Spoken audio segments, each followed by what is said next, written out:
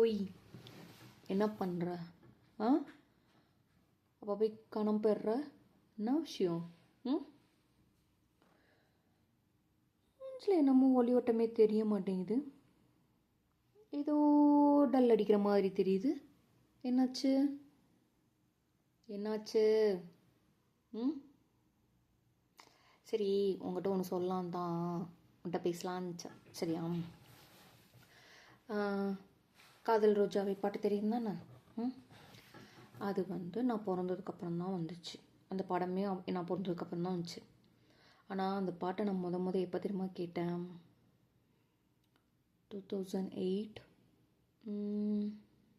Agusta September month எங்களுக்கு first year freshers டே வச்சாங்க. அப்போ காலேஜில் சீனியர் ஒரு அண்ணா பாடினாங்க. எனக்கு அந்த பாட்டு ரொம்ப பிடிச்சிருந்துச்சு. எல்லாத்திட்டையும் சொன்னேன், இது என்ன படம், இது படத்து பாட்டா என்ன இதுன்னெலாம் கேட்டுட்டு இருந்தேன். அப்போ என்ன எல்லாரும் மேலேருந்து கீழேருந்து ஒரு மாதிரி சைஸாக பார்த்தாங்க. அப்போ தெரில, ஆக்சுவலி அது ரொம்ப ஃபேமஸ், எல்லாத்துக்கும் நல்லா தெரிஞ்சிருக்கு, என்ன தவிர. நல்லா இருக்குல்ல பாட்டு? ஒரு தடவை கேட்கலாமா?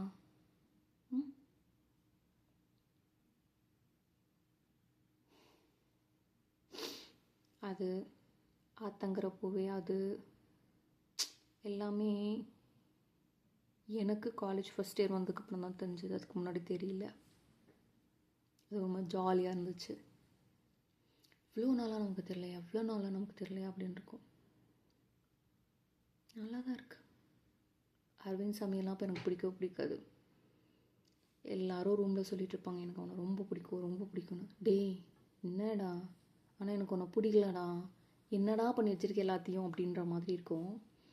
தனி ஒருவன் படத்துக்கு அப்புறம் எனக்கும் அரவிந்த் சாமியை பிடிக்க ஆரம்பிச்சிச்சு. அப்போ முன்னாடிலாம் பிடிக்கலையே அப்படின்னா, நான் அவன் நடித்த படத்தையே பார்க்கல. பார்த்துருந்தா பிடிச்சிருந்துருக்கும்.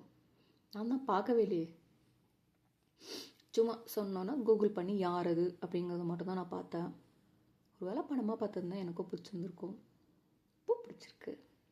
அது வேறு டிபார்ட்மெண்ட். மைக் மோகனை பிடிச்சிருக்கு. இப்போ பிடிச்சிருக்கான்னு கேட்டால் அங்கே பார், அப்போ இருந்தால் பார்த்தியா, அதே இதில் இன்னும் பிடிச்சிருக்கு. இப்போ இந்த படத்தில் வந்திருக்கான் பார்த்தியா, விஜய் படத்தில் கோட்டில், அது வேறு இது வேறு. சரி, உங்ககிட்ட அந்த காதல் ரோஜா பாட்டு இப்போ சும்மா பார்த்தோன்னே அதை நான் எப்போ கேட்டேன் அப்படிங்கிறத உங்கள்கிட்ட சொல்லணும்னு தோணுச்சு. அப்புறம் இங்கே காஸ்கோ போனேன், ஹெவியாக வாங்கிட்டு வந்தேன். இந்த சென்ஸ் நிறைய வாங்கிட்டு வந்து, இது ட்ரெயினில் வந்தேன்னா ஹெவி ஒர்க் அவுட், ரெண்டு ஆர்ம்ஸு செம்மையாக வலிக்குது. இருக்கட்டும், கொஞ்சம் ரெஸ்ட் தான் சரியாக போயிடும். இங்கேயும் வலிக்குது, இங்கே ஷோல்டர்கிட்டையும் வலிக்குது, செம்மையாக வலிக்குது. தேவையா ஒழுங்காக கேப் புக் பண்ணி வந்திருக்கலாமா? இப்போது வீட்டில் போய் இருந்து 2 நாள் என்ன பண்ண போகிறோம் அப்படின்னு நினச்சேன். வலி சரியாகிறதுக்கே சரியாக போயிடும். இப்போ வேலை பார்க்கலான்னு லாகின் பண்ணேன். சரியா, ஒர்க் ஆகல, கடுப்பாகி க்ளோஸ் ஆகிடுச்சிட்டேன். அப்புறம் பார்த்துக்கலாம். சரி, அப்போ பேசு. புது ஃப்ரெண்ட்லாம் யாரும் கிடைக்கல. சரியா, புது ஃப்ரெண்ட் கிடைச்சிட்டாங்க, அதனால தான் நான் உங்கள்கிட்ட பேசுறதுன்னா நினச்சிக்காத. புது ஃப்ரெண்ட்லாம் கிடைக்கல, என்னமோ தெரில, பேசணும்னு தோணல. என்னமோ யோசிச்சுட்ருக்கேன், என்ன யோசிக்கிறேன்னே தெரில. அப்புறம் என்னோடய ஸ்டிக்கி நோட்ஸ்லாம் நிறைய இன்க்ரீஸ் ஆகிருக்கு. அவ்வளோதான்.